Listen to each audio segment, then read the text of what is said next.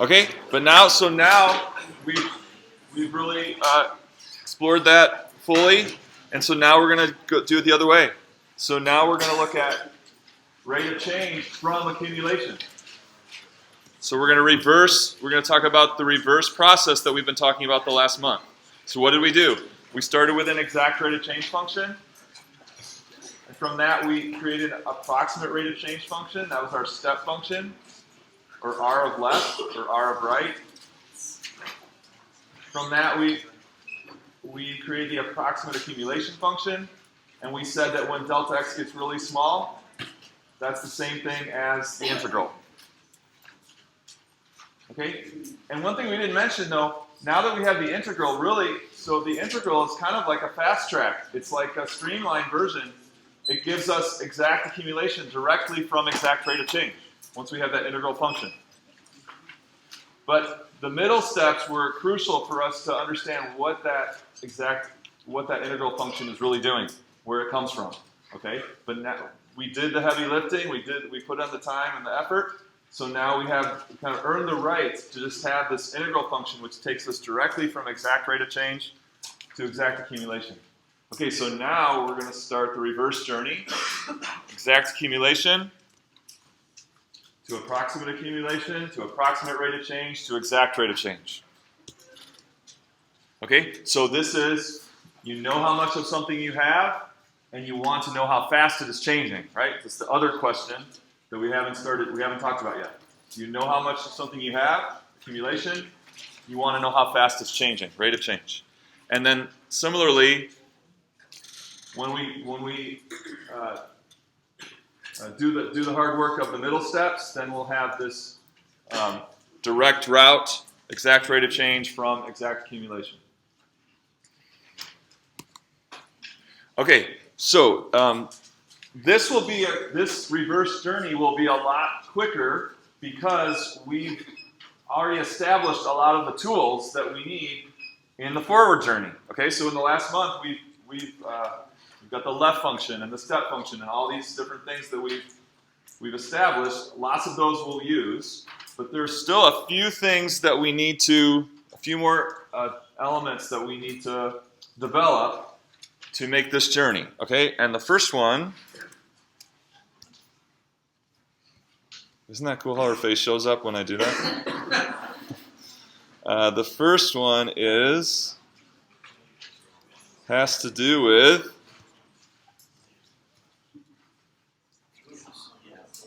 see this guy right here? He makes these guys look slow.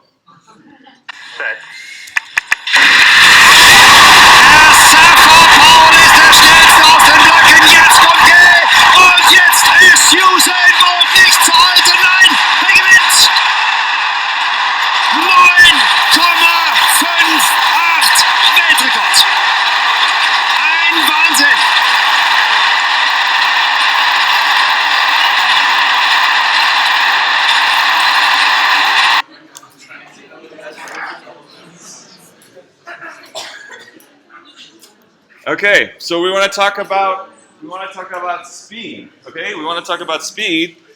This is a good person to talk about with speed, right? So this was the world record for the 100-meter dash. Okay, and so he ran 100 meters in 9.58 seconds. No one had ever done it faster before him.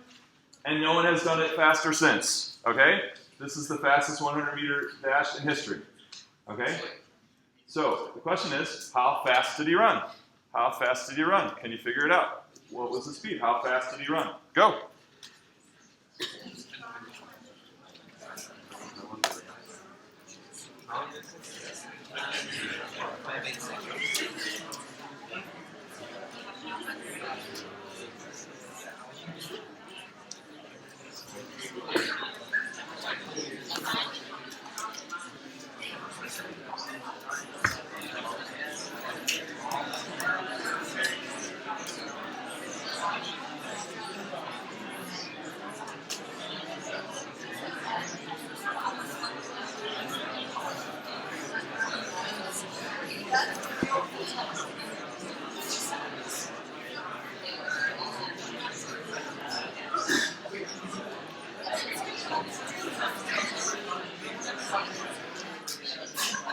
Okay, did you get something? What's that? 10.44 meters per second. Did other people get that? Okay, and how did you calculate that?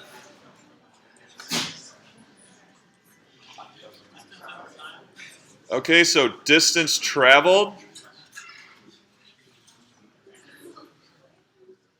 over time elapsed, time to travel that distance. All right, so that was our 100 meters in 9.58 seconds, and if you did that right, you should have gotten 10.44 meters per second.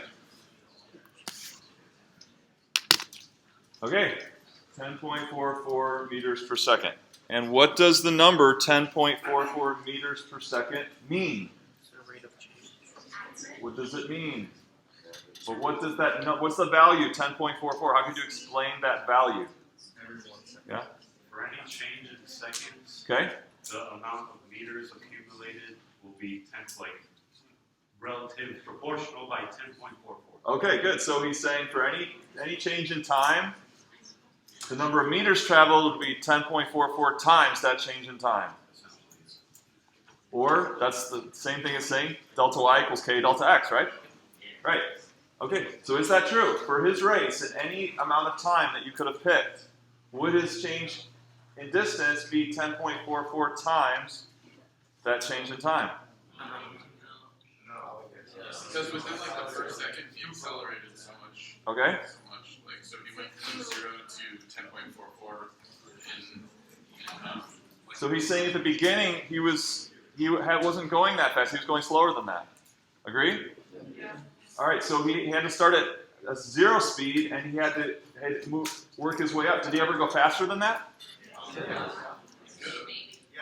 Maybe or definitely. If he went slower at the beginning, he had to go faster than that eventually, right? So how many speeds did he run?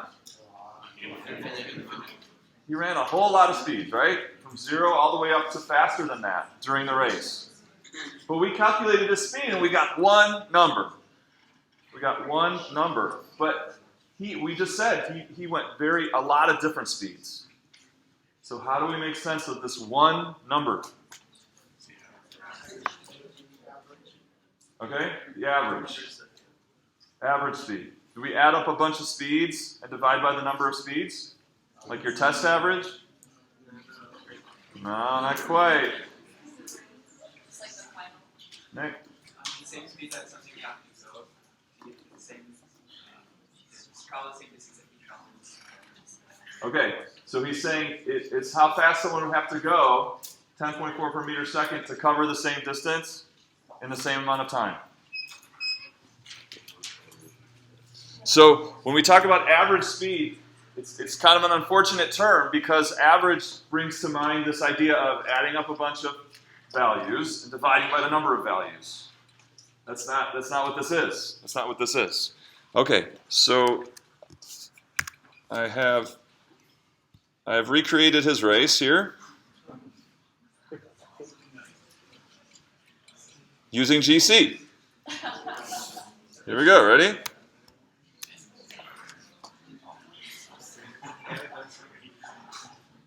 There he goes. And this is recreating his actual race, okay? So you said he accelerates in the first part, which he does. And then he's probably going faster than that. And there he is, okay? So let me... Yeah, hold on a sec. So we're running a little slow here, so let's do this.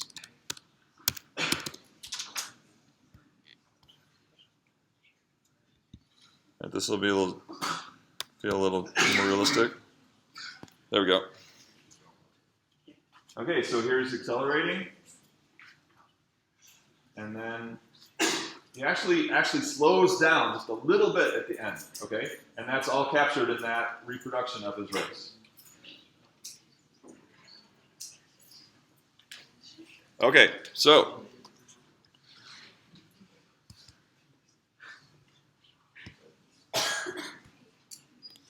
So to make sense of this number, 10.44 meters per second, I'm going to add another element to this, maybe, to this visual. Okay, so here we go, ready? So here comes Emma. Go, Emma. You can do it. Oh, it's a tie.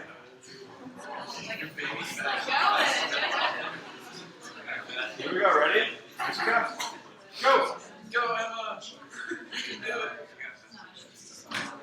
All right, so I have a purpose for having Emma run this race in this way. So I have some questions for you. I'll take this off. So I want you to watch what Emma's race is like and watch what Usain's race is like and talk about these questions, okay?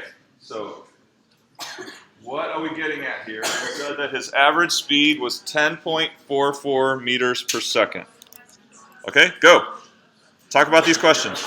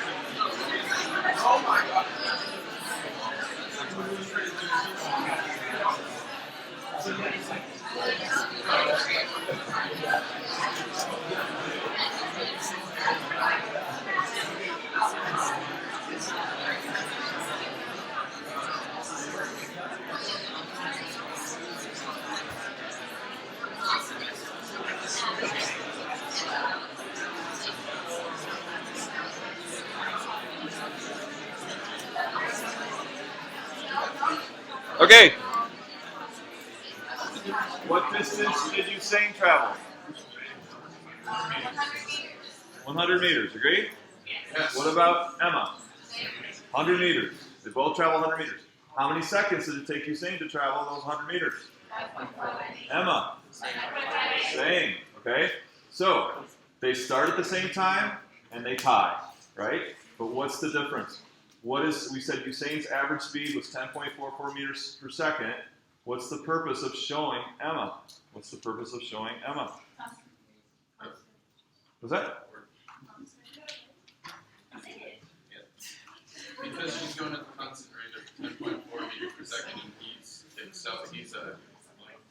Changing speed. Right. Is that what you're saying?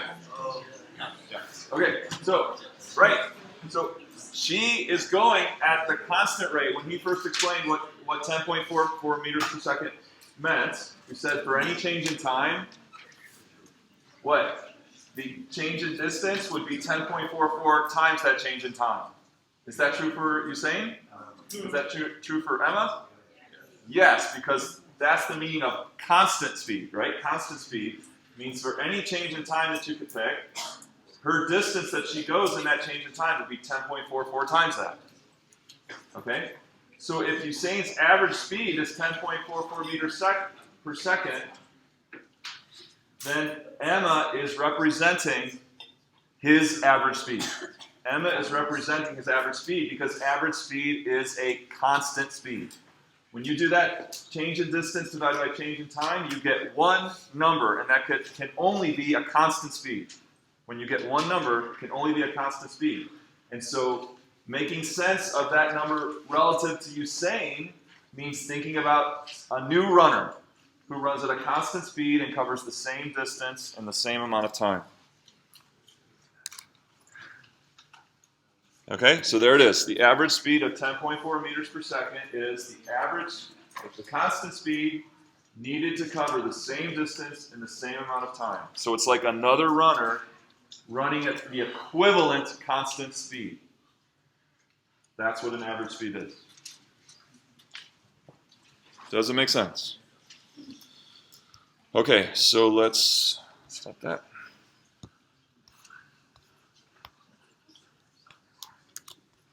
Okay. So now you can get your sheets out. Get the worksheet out.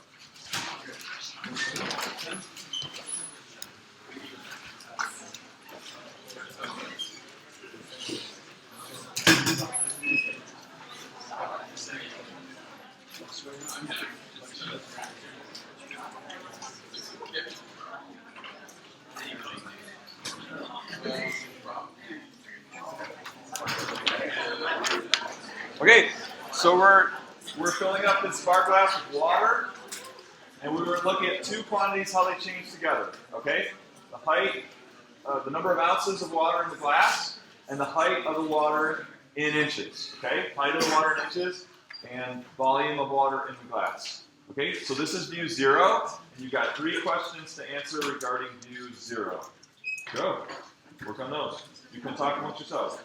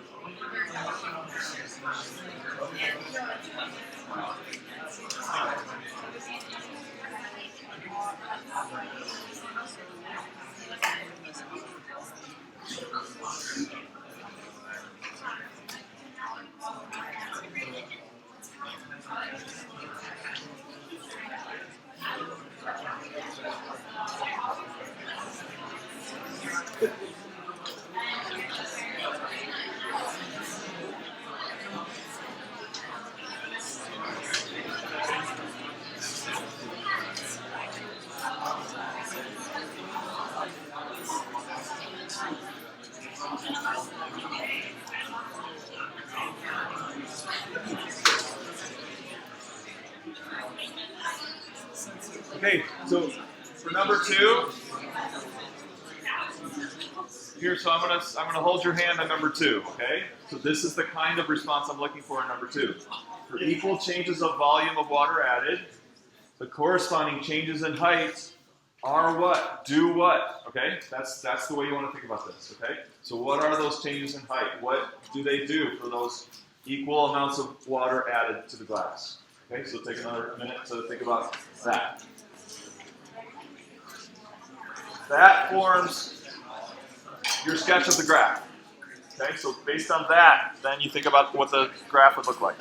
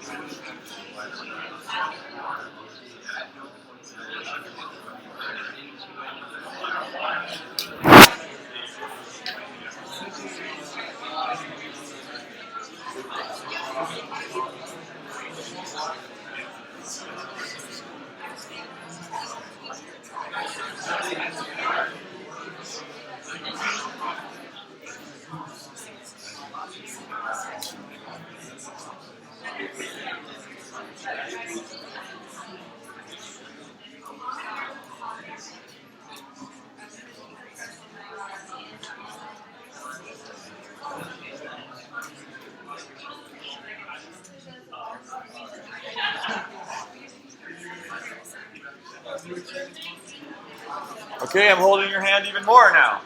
I'm making a multiple choice.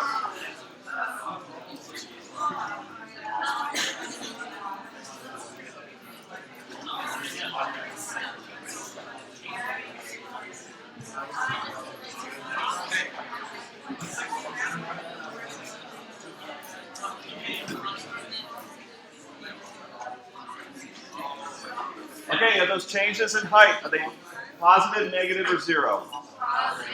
Put more water in, the height goes up. Every time you put more water in, the height goes up. Positive changes. Are those changes increasing, decreasing, or staying constant? Decreasing. Very good, decreasing. And so, if that's the case, if we have positive changes that are decreasing, what will the graph look like?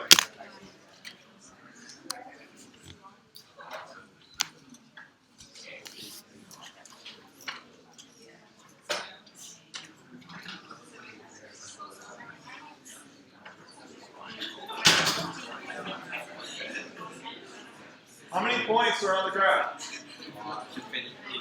Right, okay, so you think about the graph not being just a curve, like just a curve that you could hold on to, but a series of points that emerges as we fill the glass with water, right? This graph emerges from the points as we fill up the glass. Okay, this is view 1. You got 3 more questions in view 1. Go. Questions 4 through 6.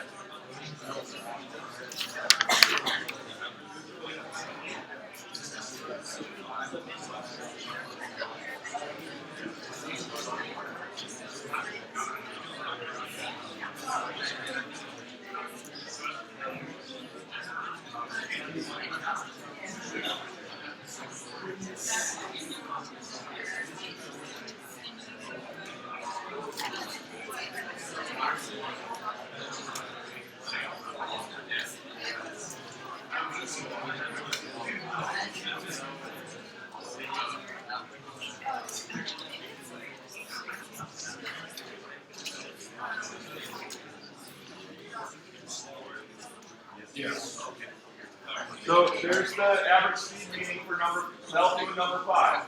Okay? So it's going to play off of, the reason we did average speed first was kind of an easier version of average rate of change. So build off of this meaning of average speed and try to write the meaning of average rate of change in this scenario. Okay? So build off of that average speed meaning to define average rate of change of height with respect to volume.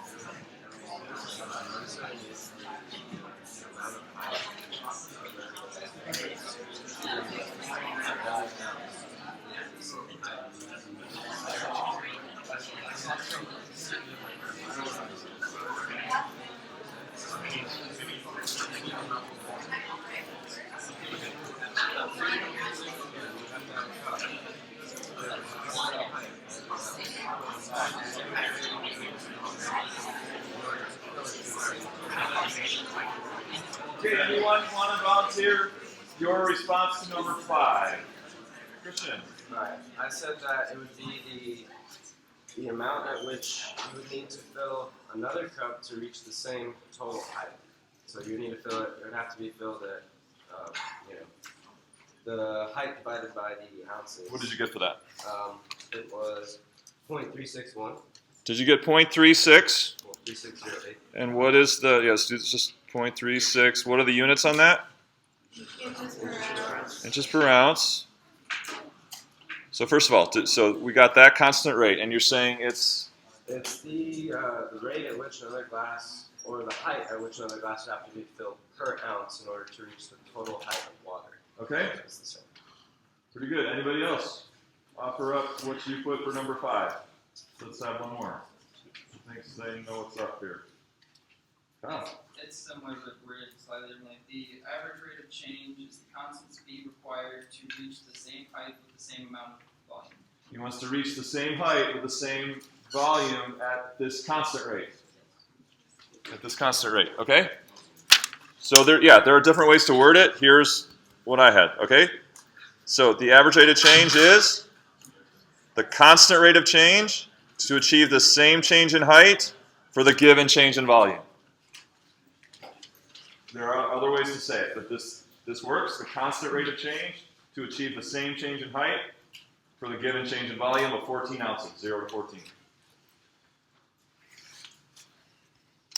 Okay, and so then how could we represent that average rate of change with a new graph? With a new graph.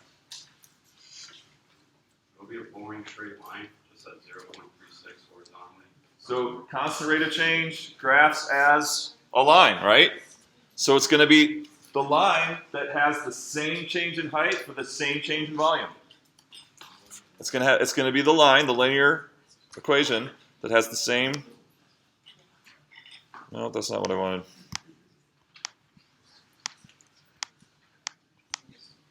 Wrong button. This one. There we go, finally. Okay? So now the red line is showing a constant rate of change of 0.36 that results in the same change of height of water for the same volume of water. So that red line is representing the average rate of change of height for the actual glass. Okay, you got one. So in this view, what is a practical way to imagine or think about this average rate of change? Maybe similar to me putting Emma up as a new runner. Okay, so I put Emma up as a new runner to show the average speed. What could we put up here to show the average rate of change of 0.36 inches per ounce? Take 30 seconds until the person next to you.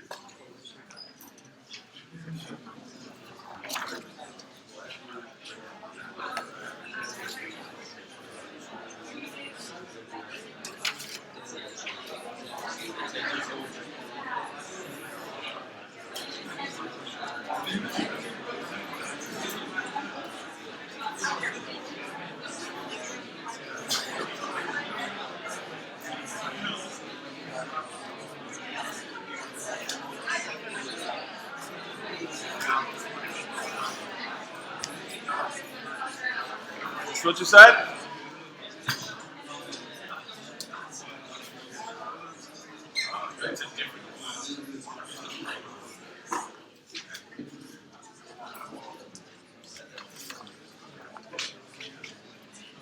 Okay, so I added a new kind of imaginary glass. Imaginary glass.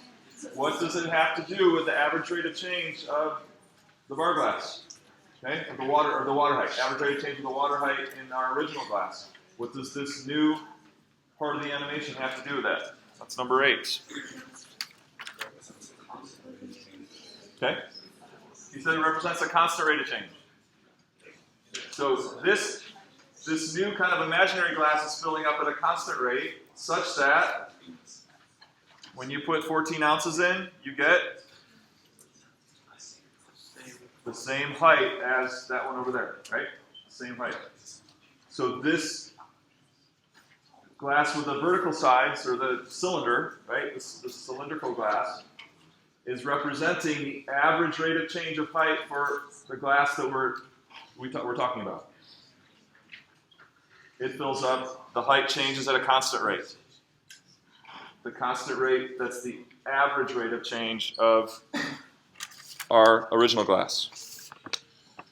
Okay, so 9 and 10. So this is what today is all about, numbers 9 and 10. Can you finish these statements? Try number 9, try number 10. Everyone try to write that out. This is the one thing we're going for today.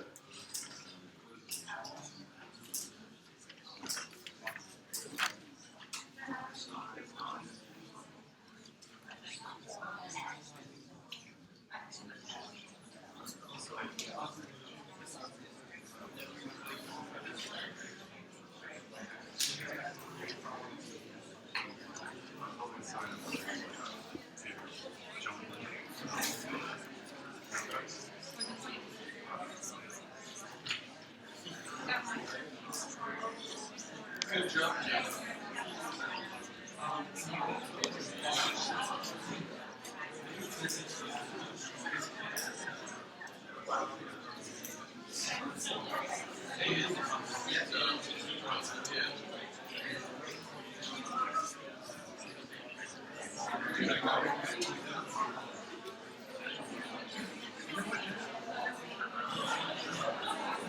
Okay, so here we go.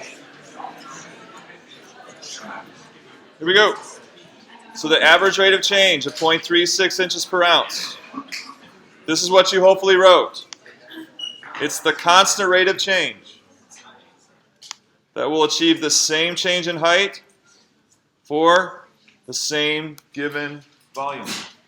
The constant rate that will achieve the same change in height for the given change in volume.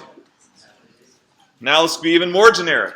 So you've just given a function f and some change in x. What's the constant rate of change over that change in x? The constant rate of change over that change in x.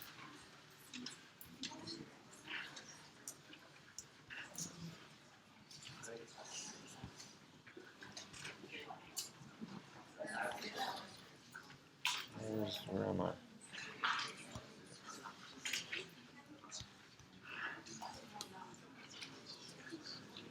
So what was average speed? The constant speed needed to travel the same distance as Usain in the same amount of time. That was represented by Emma. Okay? Average rate of change of 0.36 inches per ounce in the bar glass. That was the constant rate of change to achieve the same height as in the bar glass as the given change in volume. That was represented, that average rate of change was represented by the straight up and down cylinder. So then here's given a function f and a change in x. The average rate of change in y with respect to x is. So now x and y can represent any quantities. What does average rate of change mean for any quantities x and y? So see how you did. It's the constant rate of change, first and foremost. An average rate of change is a constant rate because you get one number. You get one number that can only be a constant rate. Okay? That achieves the same change in y as our function f. Okay? Same change in y for the given change in x.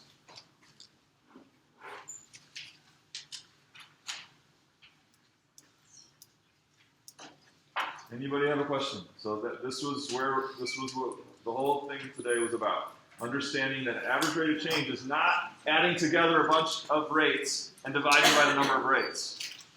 Instead, it's a constant rate, an equivalent constant rate to achieve the same change in y for the given change in x.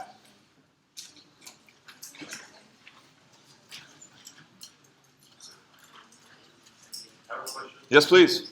How would that look like in this, like in notations? How would you write it? Well, yeah, we'll get to that. Yeah. So